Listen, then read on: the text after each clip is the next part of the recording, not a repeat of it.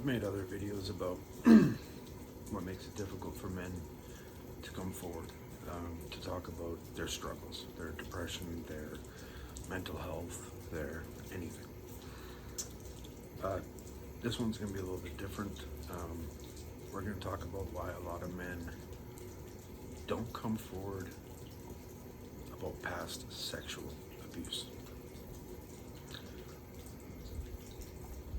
When I came forward about my sexual abuse as a child, my doctor told me that it was surprisingly low, the amount of men that commit.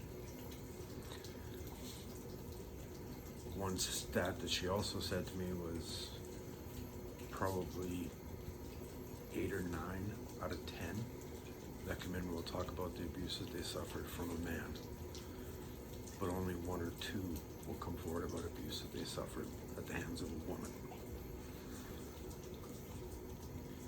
I am not going to discuss my past abuse.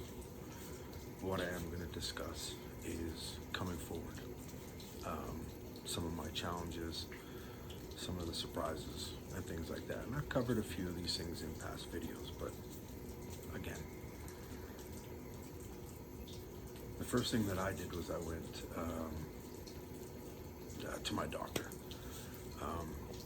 My whole life, growing up as a teenager, trying to commit suicide at 17, abusing drugs and alcohol. Those were all things just trying to mask what I felt, the confusion that I felt. Why me? All these different types of feelings. So for me, in my mid-20s, I had a friend that I met that had suffered similar things, and he made me realize that you don't have to live your life as a victim. So the first thing after that was I went to my doctor, talked to my doctor, had a really long sit down with her and explain some of the things that had happened, ages, all that type of stuff. And that first off was a huge relief off of me. And my advice to anybody is that should be, in my opinion, your first step, is professional help. Talk to someone that's going to be able to point you in the direction and help you.